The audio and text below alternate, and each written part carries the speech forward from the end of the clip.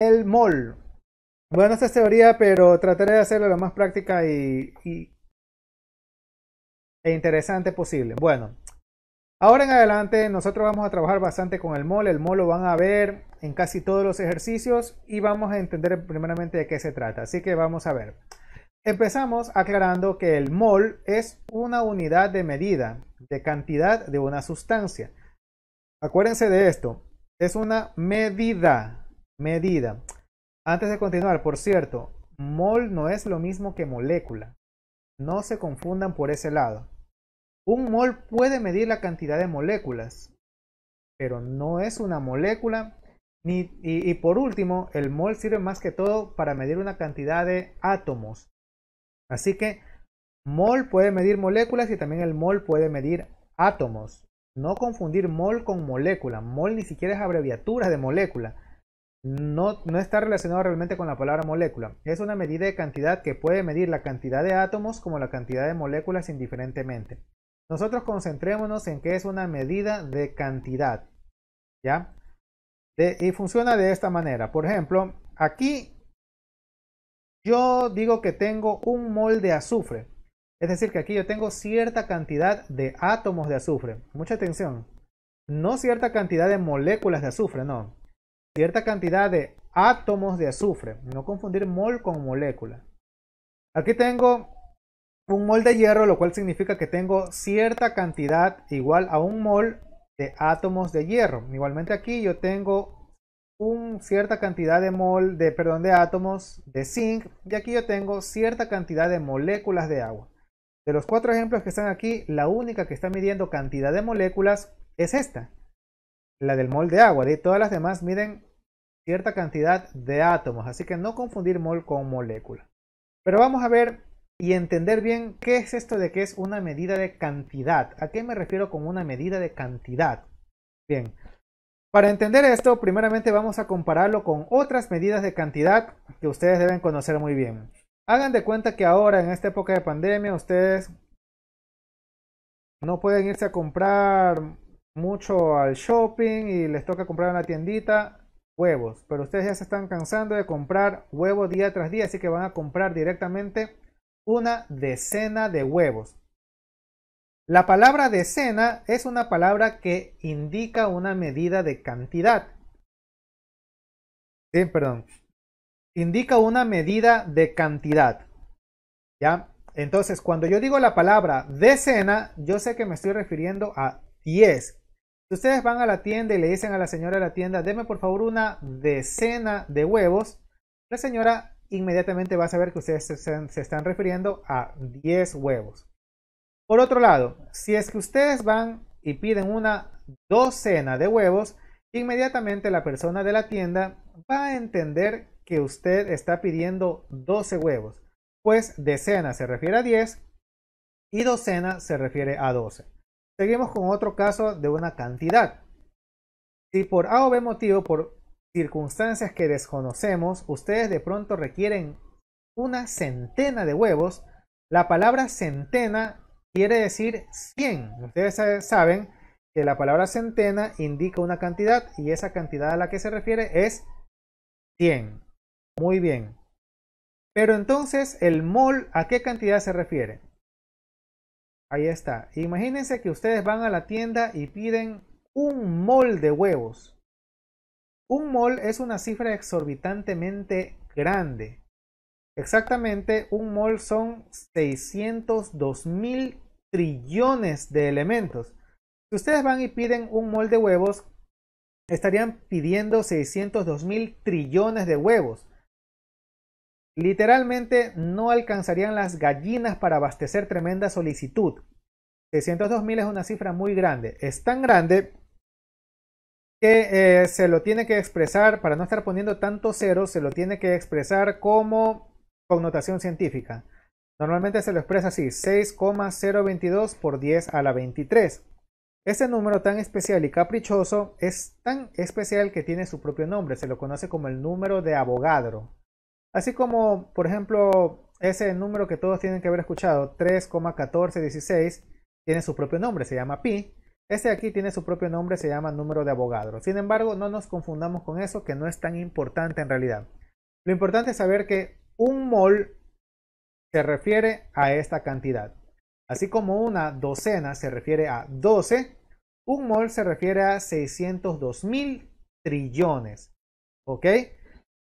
Sin embargo, ¿por qué un mol maneja una cifra tan grande, tan enorme? Imagínense, 602.000 trillones es una cifra gigantesca. ¿Por qué? Bien, es que resulta que las moléculas y los átomos son demasiado pequeños, por lo tanto se necesita una cifra muy grande para poder trabajar con ellos. Imagínense si ustedes van a hacer un experimento con agua y van a trabajar con una sola molécula de agua. Es imposible, no pueden. Recuerden que las moléculas y los átomos son incluso más pequeños que la onda de luz, es decir, no se los puede ver ni con el microscopio más avanzado porque no reflejan la luz al ser más pequeños que la onda. Esto quiere decir que yo no podría trabajar jamás, nunca con una sola molécula de agua. O difícilmente lo podría hacer. Trabajar con una sola molécula de agua. Por lo tanto, en la química se usa trabajar con moles de los elementos. Más o menos, este vaso que ustedes ven aquí, con esta cantidad de agua, esta cantidad es más o menos un mol. O sea, eso quiere decir que aquí hay más o menos 602.000 trillones de moléculas de agua. ¿Sí? Entonces eso es un mol de agua. Muy bien. Pero aquí nos viene otra pregunta. ¿Cómo saber que tengo un mol de una sustancia? ¿Sí? Es que no podemos ponernos a contar uno a uno los átomos o las moléculas para saber que tenemos un mol. Por ejemplo, yo les digo que aquí hay un mol de agua. Pero ¿cómo sé que hay un mol de agua? Es decir, ¿acaso yo me puse a contar molécula por molécula hasta completar las 602.000 trillones de moléculas que debería tener? Eso es mucho más imposible todavía. No me alcanzaría la vida para contar todas las moléculas. Así que no se preocupen. No es de ponerse a contar 602.000 trillones de moléculas para obtener un mol. Aquí viene un concepto muy importante que también tienen que entender. El concepto de la masa molar. La masa molar es la masa correspondiente a un mol de una sustancia. Por ejemplo, la masa molar del agua es de 18 gramos mol. Esto quiere decir que un mol de agua pesa 18 gramos. Es decir que yo no necesito contar los 602.000 trillones de moléculas de agua. Yo lo que necesito saber es que esa cantidad de moléculas pesa 18 gramos. En otras palabras, si yo quiero obtener un mol de agua, yo no me tengo que poner a contar todas las moléculas. Yo simplemente tomo cierta cantidad de agua y la peso hasta determinar que complete los 18 gramos. ¿Estamos? Entonces, no deben ponerse a contar cada molécula. Ustedes, si quieren un mol de agua, toman un recipiente con agua y lo pesan para ver si está pesando 18 gramos. Entonces ustedes ahí tienen un mol de agua sin necesidad de ponerse a contar. Si de pronto se preguntan, pero ¿cómo hago para pesar el agua? Porque me va a pesar también lo de la jarra. No, esto es muy simple. Estas balanzas se pueden regular, es decir, ustedes pueden poner la jarrita y regularla para que con el peso de la jarra marque 0 gramos. De esa manera, cuando ustedes agregan el agua, ustedes van a poder controlar perfectamente que haya 18 gramos de agua y por lo tanto sabemos que tenemos un mol de agua. Eso es lo importante de la masa molar. Todo esto es con la finalidad de que las personas, los químicos, puedan trabajar fácilmente en los laboratorios utilizando medidas de cantidades extremadamente grandes que les permitan trabajar con cantidades manejables de átomos y moléculas. Bien, vamos a ver algunos ejemplos de masa molar de algunos elementos. Por ejemplo, la masa molar del carbono es de 12 gramos por cada mol. Esto quiere decir que si ustedes quieren un mol de carbono, tendrán que pesar o coger carbono, pesar en una balanza, y si eso pesa 12 gramos, quiere decir que ustedes tienen un mol de carbono. Igual, para obtener un mol de hierro debo pesar 56 gramos. Un mol de hidrógeno pesa 1 gramo, un mol de oxígeno pesa 16 gramos y un mol de agua pesa 18 gramos.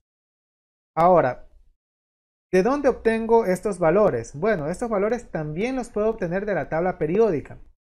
No hace falta también aprendérmelos de memoria.